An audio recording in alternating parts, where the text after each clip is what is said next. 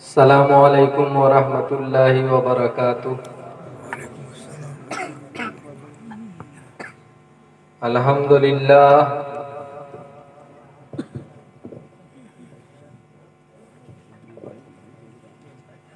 अल्हम्दुलिल्लाहि नहमदुहु व नस्तईनुहु व नस्तगफिरुहु व नुअमिनु बिही व नतवक्कलु अलैहि व नऊज़ु बिल्लाहि मिन शुरूरि अनफुसिना व मिन सय्यिआति अमालिना। मन यहदिहिल्लाहु फला मुज़िल्ल लहु व मन युज़लिलहु फला हादिय लहु व नशहदु अल्ला इलाहा इल्लल्लाहु वहदहु ला शरीका लहु व नशहदु अन्न सय्यदना व मौलाना मुहम्मदन अब्दुहु व रसूलुहु सल्लल्लाहु अलैहि व अला आलिहि व अस्हाबिहि व सल्लम तस्लीमन कसीरन कसीरा। अम्मा बाद औज़ु बिल्लाहि मिनश शैतानिर रजीम। बिस्मिल्लाहिर रहमानिर रहीम। वइज़ इब्तला इब्राहीम रब्बुहु बिकलिमातिन फ़अतम्महुन्ना क़ाल इन्नी जाइलुका लिन्नासि इमामा क़ाल व मिन ज़ुर्रिय्यती क़ाल ला यनालु अहदिज़ ज़ालिमीन। वइज़ जअलनल बैत मसाबतल लिन्नासि व अमना वत्तखिज़ू मिन मक़ामि इब्राहीम मुसल्ला वाहिदना इला इब्राहीम व इस्माईल अन तहिरा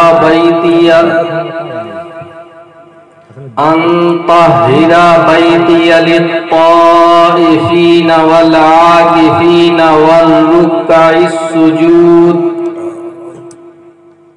वइज़ क़ाल इब्राहीम रब्बिजअल हाज़ा बलदन आमिनन वरज़ुक़ अहलहु मिनस समराति मन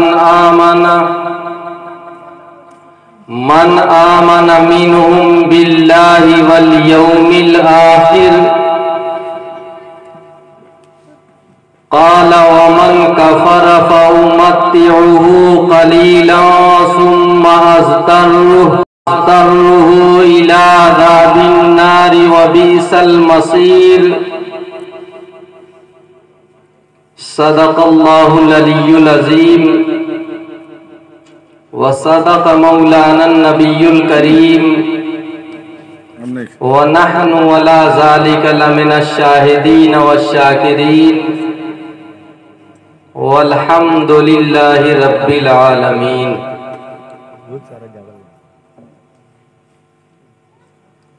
आज भी हो जो बिराहीम सा ईमा पैदा,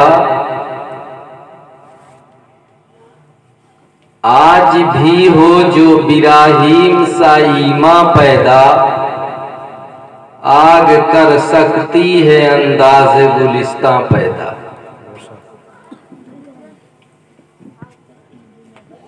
सामीन मोहतरम, बुजुर्गाने मठियाँ, नौजवानाने मठियाँ, माँ और बहनें और स्टेज पे तशरीफ़ फरमा हम सबके बुज़ुर्ग हज़रत मौलाना बरकतुल्लाह साहब, हाफिज़ मिनहाजुद्दीन साहब मागी मठियाँ, हाफिज़ मिनहाजुद्दीन साहब फाड़ी भाग, इन सब लोगों का शुक्रगुजार हूँ कि इस ठंडी रात को अपनी मौजूदगी से गर्म बना दिया। सबसे पहले मैं आपको ये इत्तला दूं, और मुझे बहुत खुशी भी है कि सीवान से लेकर गोरखपुर तक अगर आप बेहतरीन निजामत करने वाले, लाउंसरी करने वाले को तलाश करें तो बहुत मुश्किल से मिलेगा, और आपका दिमाग तरह तरह से इधर उधर जाएगा। लेकिन मैं आपको बता दूं कि आज वो आपके स्टेज पे मौजूद भी हैं, हाफिज मोहम्मद राफे हसीबी। बेहतरीन निजामत, बेहतरीन लाउंसर। अल्लाह ताला हौसला अफजाई फरमाते हुए मजीद तरक्कियात से नवाजे। आपके इस मठिया गांव में पहली दफा तशरीफ लाने वाले हजरत मौलाना कुतुबुद्दीन साहब मद्दजिल्लहुल आली, शहनशाह तरन्नुम कहा जाता है, लेकिन मैं उनको दिल की धड़कन नहीं बल्कि जलसे की धड़कन भी कहता हूं। और उनकी मौजूदगी तने तनहा जलसे की कामयाबी की जमानत दे देती है।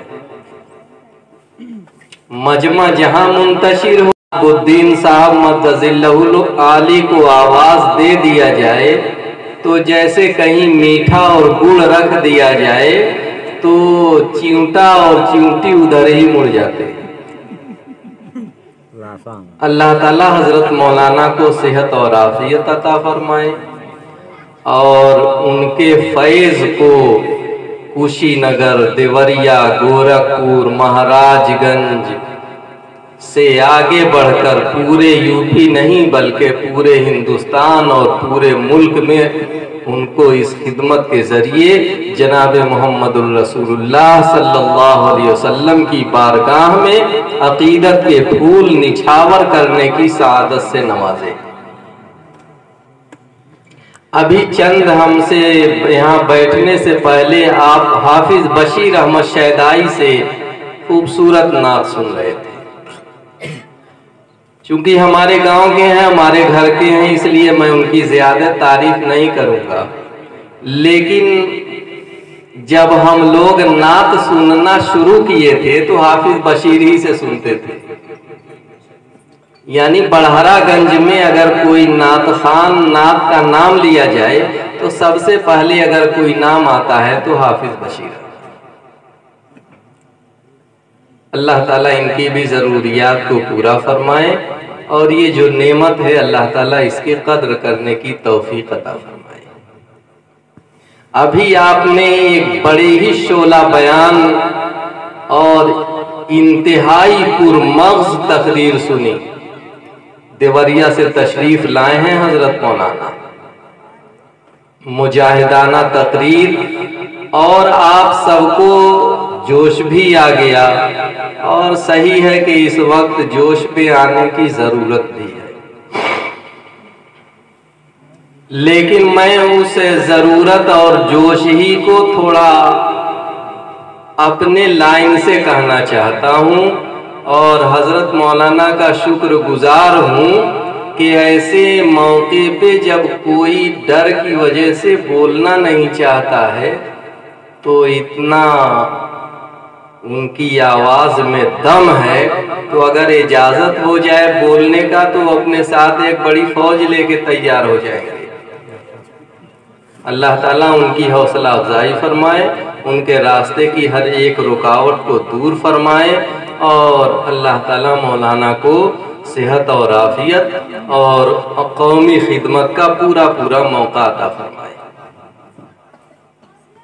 मैंने कुरान मजीद की चंद आयतें आपके सामने पढ़ी हैं, और जब तक माइक और गला साथ देगा बात चलती रहेगी। दोनों में से कोई एक जहां डाउन हुआ तो बात वहीं खत्म हो जाएगी, इसलिए कि जाड़े की रात है, इधर से ठंड आ रही है तो गला भी सूख रहा है, इधर से तो मौलाना की भी कुछ गर्मी।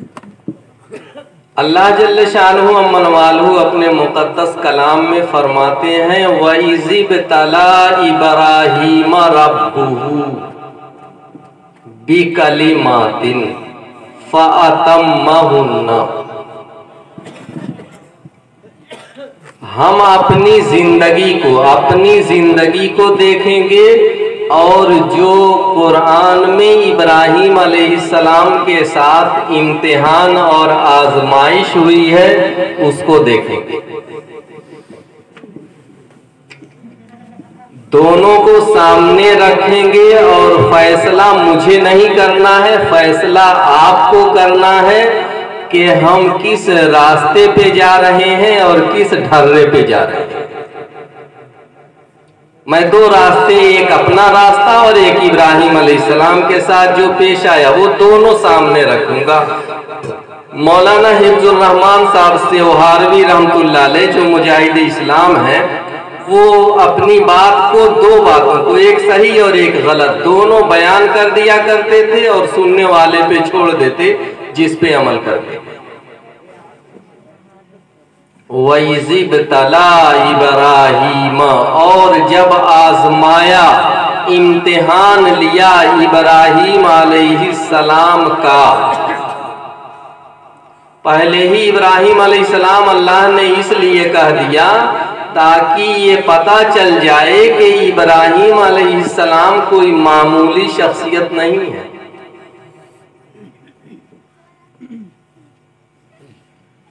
जैसे कहा जाए कि डीएम साहब का इम्तिहान लिया गया, तो चूंकि एक अजीम शख्सियत है, और वही कहा जाए कि इम्तिहान लिया गया डीएम साहब का, दोनों में थोड़ा सा फर्क आ जाता है। कहा जाए कि सरजनिश की पूछताछ की डीएम साहब की मुख्यमंत्री ने, तो पहले डीएम साहब जो कह दिया गया तो उनकी अहमियत को जताया गया। तो अल्लाह जल्ल शानहू ने इब्राहीम अलैहिस्सलाम को पहले इसलिए कहा कि ये बताना मकसद है कि इब्राहीम ये नाम कोई मामूली नाम नहीं है, ये बहुत ऊंची और बहुत बड़ी शख्सियत का नाम है जिसका इम्तिहान हो रहा है। और इम्तिहान इसलिए नहीं हो रहा है जैसे हमारे वहां स्कूल में और कॉलेजों में होता है कि एक पर्चा बना के दे दिया कि 5 सवाल हैं, और 5 सवाल में 3 सवाल जो हल कर दिया उसको पूरा नंबर मिलेगा। बल्कि ये इम्तिहान है जिसमें पूरी कामयाबी और पूरा इम्तिहान का जो पर्चा है उसका जवाब देना है। तो इब्राहीम अलैहिस्सलाम का इम्तिहान लिया, किसने इम्तिहान लिया? रब्बहू, इब्राहीम अलैहिस्सलाम के परवरदिगार ने इम्तिहान लिया। यहाँ रहमान, रहीम, करीम, अल्लाह कोई भी लफ्ज आ सकता था, लेकिन यहाँ रब कहने से अल्लाह ने ये बतला दिया कि रब उस जात को कहते हैं जो किसी चीज की धीरे धीरे परवरिश करके उसको मुकम्मल कर दे। पालने वाला, परवरिश करने वाला इम्तिहान ले रहा है। और इब्राहीम अलैहिस्सलाम, अब आइए जरा उस इम्तिहान की का पहला पर्चा देखें कि कैसा पर्चा है इम्तिहान में। उस पर्चा को देखना है और अपना पर्चा देखना है। अल्लाह जल्ल शानहू ने इब्राहीम अलैहिस्सलाम को नबी बनाया, पैगंबर बनाया, और कहने लगे कि देखो आज के बाद से तुम्हारे ऊपर ये जिम्मेदारी है कि तुम लोगों को अल्लाह से मिलाओ और लोगों को अल्लाह की तरफ बुलाओ। इसके लिए तुम्हें चाहे जो भी कुर्बानी देनी है वो देनी पड़ेगी, इसके लिए जो मेहनत करना है करना पड़ेगा, जो तुम्हें परेशानी उठानी है उसको उठाना पड़ेगा, जो कुछ भी तुम्हें इस रास्ते में दुश्वारी आएगी उसे झेलना पड़ेगा। तो इब्राहीम अलैहिस्सलाम का जो काम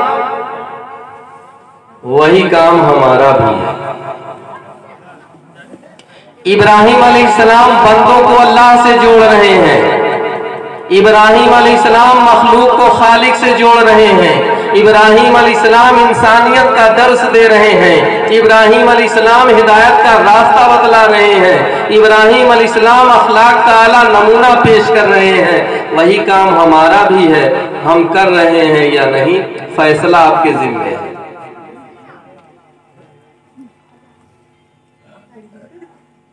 ये सोचना और फैसला करना आपके जिम्मे है कि क्या जो काम इब्राहिम अलैहिस्सलाम को मिला और अल्लाह ने जो आजमाइश की, इब्राहिम तो कामयाब हुए, हम उसमें कामयाब हो रहे हैं या नहीं। किसी और से जवाब पूछने की जरूरत नहीं है, अपने गरीबान में झांकना है, अपने दिल से पूछना है कि जो काम हमें मिला है वो हम कर रहे हैं या नहीं। अगर नहीं कर रहे हैं तो ये वबाल और मुसीबत जो हमारे सर पे है ये हमारे करतूत की वजह से है।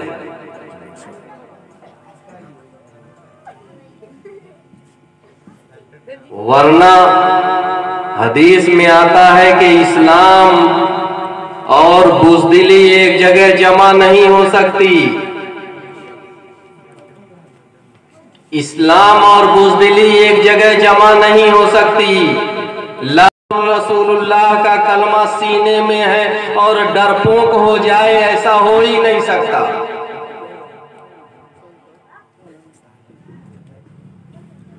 कैसा कलमा हमारे सीने में है कि वो कलमा जो सहाबे किराम के सीने में था, अगर सहाबा के सामने किसी ने नबी अकरम की शान में गुस्ताखी क्या अगर गलत निगाह भी उठा दी तो दोबारा वो निगाह उठने के काबिल नहीं रही।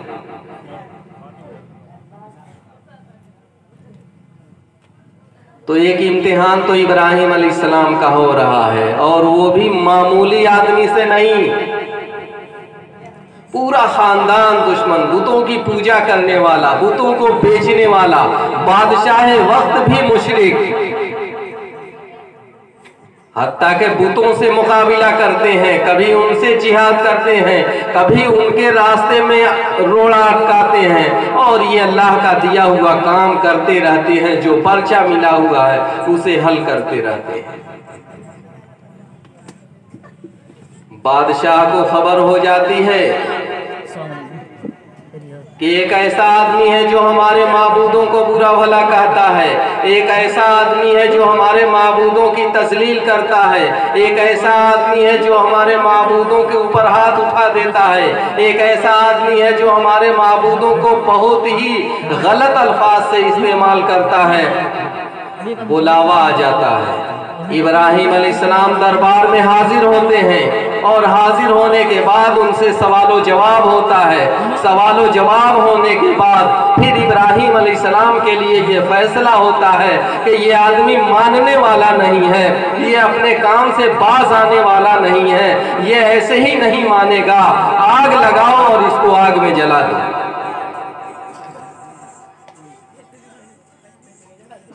हम लोग तो थोड़ा अगर ये दिमाग में आ जाता है कि अगर हम बाहर निकलेंगे तो फिर किसी का डंडा हमारे पीठ पे पड़ जाएगा या हमको बंद कर दिया जाएगा, तो घर ही रहना बेहतर है।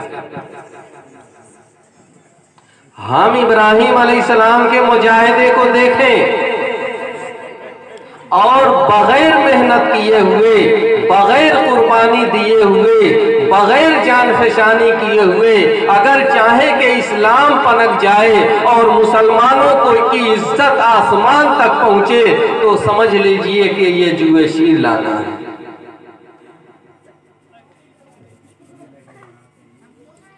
ऐलान हो जाता है, आग लगाई जाती है, जबरदस्त आग लगाई जाती है, और मौलिफ लिखता है कि उसके ऊपर से कोई परिंदा नहीं उड़ सकता है, वरना वो जलकर उसमें गिर जाएगा।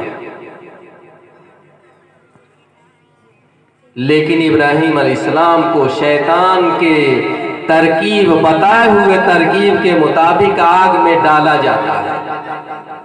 बात आएगी जैसे आजकल गुलेल है, गुलेल में कोई चीज डालकर खींचे और फेंके तो दूर तक जाता है, शैतान ने वही मशीन बनवाया, कहा इब्राहिम को इसमें रखो और रखने के बाद इसको फेंको, बिल्कुल आग के बीचों बीच जाकर गिरेगा। बस ऐसे ही हुआ। और जब इब्राहिम अलैहिस्सलाम को फेंका गया तो अल्लाह के हुक्म से जिब्रील अमीन हजरत इब्राहिम अलैहिस्सलाम के पास आए और आकर कहने लगे, अगर कोई जरूरत हो तो बताइए, हम खिदमत के लिए हाजिर हैं। कोई जरूरत हो तो बताइए, हम खिदमत के लिए हाजिर हैं। वो इब्राहिम अलैहिस्सलाम का इम्तिहान है। अगर हम वहां होते फौरन सोच लेते अल्लाह की मदद आ गई है, फौरन अपना हाथ फैला करके उससे मदद मांग लेते। लेकिन इब्राहिम अलैहिस्सलाम ने कहा, जिब्रील अमीन से ये बात कहा कि क्या अल्लाह को मंजूर है कि मुझे आग में डाला जाए? तो हजरत जिब्रील ने कहा कि अल्लाह को मंजूर तो यही है कि आपको आग में डाला जाए। तो हजरत इब्राहिम ने कहा कि अगर अल्लाह को मंजूर यही है कि मुझे आग में डाला जाए तो मुझे आग में डाल दिया जाए, अब जो मर्जी अल्लाह की वही होगा। और फिर इब्राहिम अलैहिस्सलाम को आग में डाल दिया जाता है। आप सब लोग सोच रहे होंगे कि आग में डाल दिया गया, जल गए, खत्म हो गए। इम्तिहान लेने वाला वो है जिसने आग को जलाने की ताकत दी है। इम्तिहान लेने वाला वो है जिसने पानी को बहाने की ताकत दी है। इम्तिहान लेने वाला वो है जिसने सूरज को रोशनी देने की ताकत दी है। हुक्म हो जाता है, कुलना या नारुकूनी बरदम व सलामन अला इब्राहिम। जिस हुक्म से आग जलाने वाली थी वही हुक्म आ जाता है, खबरदार खबरदार, कहीं ऐसा न हो कि कोई तिनका जल जाए, कोई कपड़े का हिस्सा जल जाए, कोई बाल का हिस्सा जल जाए। कुलना या नारुकूनी बरदम व सलामन अला इब्राहिम। अल्लाह ने हुक्म दे दिया आग को कि ठंडी हो जा, और फिर फौरन फरमा दिया कि सलामती वाली ठंडा बन जा। मुफस्सिरीने किराम ने एक बड़ी अजीबो गरीब बात यहाँ बताई है कि जिस वक्त हुक्म हुआ था कुलना या नारुकूनी, वहां अल्लाह ने ये नहीं कहा था कि अये नमरूद की आग ठंडी हो जा, बल्कि अल्लाह ने कहा अये आग ठंडी हो जा। मुफस्सिरीन ने लिखा है कि पूरी दुनिया की आग ठंडी हो गई। उसके जलाने की जो सिफत थी खत्म हो गई। अब वो जलना शुरुआत, बजाय जलाने के ठंड होने लगी, बर्फ की तरह जमने लगी। और जब बर्फ ज्यादा जम जाता है तब भी तकलीफ दे होता है। इसीलिए जहन्नम में एक अजाब का हिस्सा जमहरीर भी है। वहां बजाय जलाने के ठंडा मौसम रहेगा, ठंडा मौसम से पूरा ठंडक वाली अजाब रहेगी। और सारी दुनिया जानती है। आप सोच रहे होंगे कि यहाँ ये इतनी मशहूर बात क्यों यहाँ बताई जा रही है, जिसको हर मुकर्रिर आके कहते हैं कि इब्राहिम अलैहिस्सलाम को आग में डाल दिया गया, फिर आग ठंडी हो गई। आपने ये बात पहली दफा सुनी होगी कि पूरी दुनिया की आग ठंडी हुई, पूरी दुनिया की आग ठंडी हुई थी। और इब्राहिम अलैहिस्सलाम के लिए सलामती एयर कंडीशन।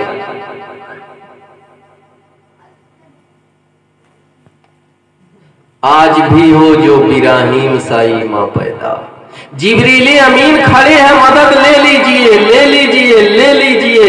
लेकिन इब्राहिम अलैहिस्सलाम कहते हैं अगर अल्लाह को मंजूर है कि मुझे आग में डाला जाए, डाल दिया जाए, जो अल्लाह की मर्जी है मैं उस पर राजी हूँ। अल्लाह आग को हुक्म दे देता है कि आग ठंडी हो जा, आज भी हो जो बिराहीम सा ईमा पैदा। आग कर सकती है अंदाजे गुलिस्तां पैदा।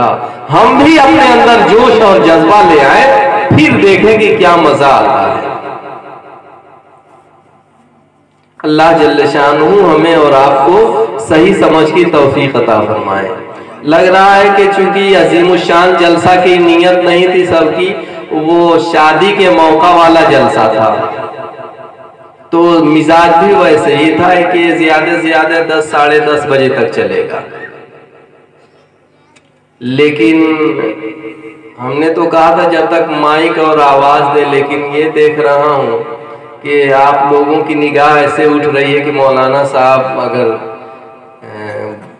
थोड़ा गुंजाइश निकाल देते तो हम लोग सो रहते, कल बारात जाते।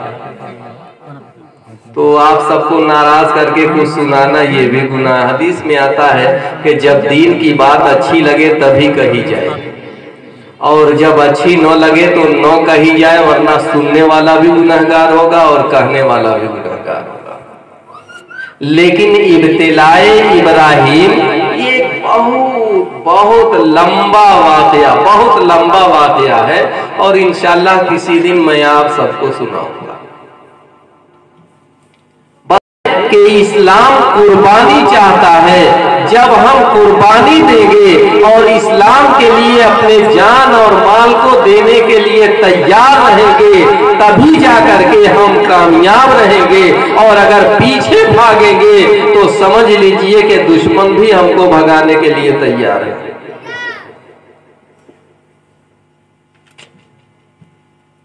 मौलाना मोहम्मद शाहिद सल्लमहू जो साहबजादे हैं मौलाना मोइनुद्दीन साहब मद्दजिल्लहुल आली के,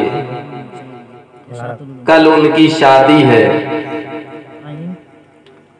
और हम लोग इस्लाह मुआशरा के नाम पे बहुत सारी तकरीरें करते हैं कि रस्म रिवाज से हमें दूर होना चाहिए। आप सोच रहे होंगे कि 4-5 आदमी बैठे हुए हैं, मौलवी क्यों जो है बकवास कर रहा है। मैं इस पे भी एक किस्सा आपको सुना दूं। एक बहुत बड़े मुकर्रिर, उस जमाने में उनसे बड़ा मुकर्रिर कोई था ही नहीं। मैं इसलिए यहाँ नाम नहीं ले रहा हूँ कि डिसबैलेंस हो जाएगा नाम से। तो उन्होंने कहा कि बहुत बड़ा मजमा ये कामयाबी की दलील नहीं है। किसी बड़े मंदिर का प्रोग्राम होता है तो कितनी भीड़ लगती है।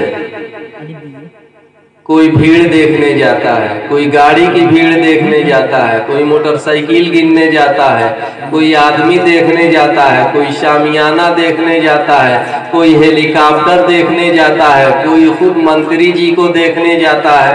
हर आदमी अपने अपने इरादे से जाता है, भीड़ लग जाती है।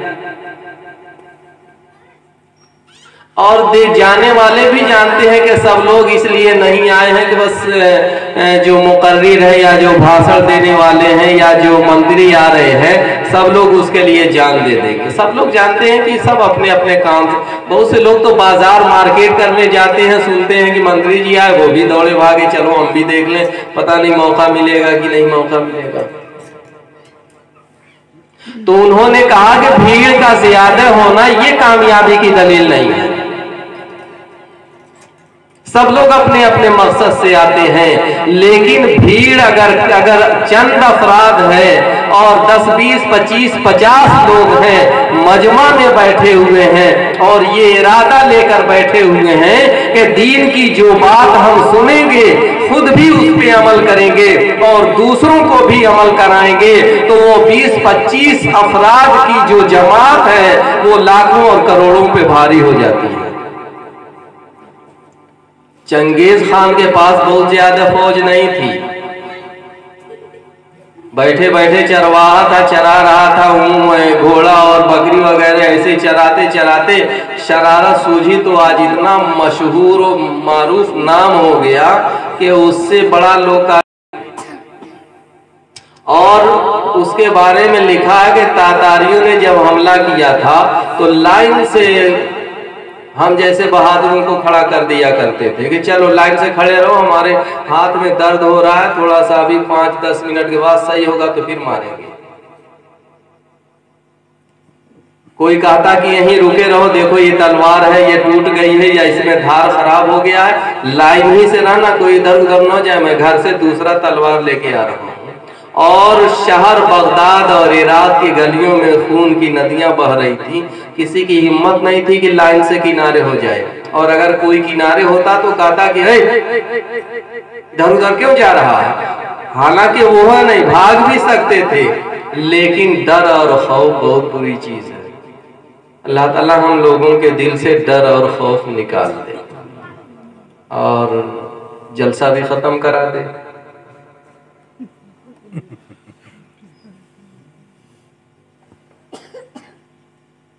चलिए मैं आपको एक बिल्कुल आखिर की बात, सिर्फ 2-3 मिनट के अंदर इसी आयत के बिल्कुल आखिर में है कि वइज़ यरफ़उ इब्राहीमुल क़वाइद मिनल बैति व इस्माईलु रब्बना तक़ब्बल मिन्ना इन्नका अंतस समीउल अलीम। बात शाहिद और मौलाना पे आ रही थी, देखिए मैं उलट गया था थोड़ा सा। तो शादी की बात है, शादी के रस्म और रिवाज बढ़ते जाते हैं उलमाए के। आप सोचते होंगे कि मौलवी मौलाना शादी ब्याह पे तकरीर क्यों नहीं करते ज्यादा, और ये उसकी बुराई को बहुत ज्यादा बयान क्यों नहीं करते। मैं एक सच्चाई बात आपके सामने रखना चाहता हूं कि जिस तरह आम आदमियों के लड़के भी हैं और लड़कियां भी हैं, ऐसे ही मौलवी मौलाना के लड़के और लड़कियां दोनों। लड़के के मामले में अगर गलती हो रही है तो वहां मान लिया जाएगा कि इसमें गलती है, लेकिन लड़की में चाहे वो मौलवी हो चाहे गैर मौलवी हो, सब मजबूर होते हैं। लड़के वाले जैसा कहते हैं वही करना पड़ता है। इसी मजबूरी की वजह से और तानाज़नी की वजह से इस्लाहे मुआशरा पे बहुत सी बातें रुक जाती हैं। और मैंने एक बहुत ही बड़े आलिम मुफ्ती मोहम्मद शकील साहब की एक तकरीर सुनी। वो कह रहे थे कि आजकल मालदारों की शादियां ऐसी हो रही हैं, ऐसी शादियां हो रही हैं, ऐसी शादियां हो रही हैं कि उसमें जो प्याले फेंक दिए जाते हैं, गिलास फेंक दिया जाता है, टाट फेंक जो लपेट दिया जाता है, और चाय और कॉफी के कप जो फेंक दिए जाते हैं, प्लेट जो फेंक दिए जाते हैं, और उसमें जो हाथ पोंछने का टिश्यू है फेंक दिया जाता है। अगर सबको इकट्ठा करके उसको फरोख्त कर दिया जाए और उसको बेच दिया जाए तो कई गरीब लड़कियों की शादी हो सकती है। लड़कियों की शादी हो सकती है, लेकिन हम हैं कि अपनी शान के ऊपर, अपनी अना के ऊपर इतना टाइट रहते हैं, इतना टाइट रहते हैं कि दुनिया क्या कहेगी, लेकिन ये नहीं सोचते हैं कि मोहम्मदुर रसूलुल्लाह सल्लल्लाहु अलैहि वसल्लम के दिल को क्या ठेस पहुंचेगी। नहीं सोच पाते हैं।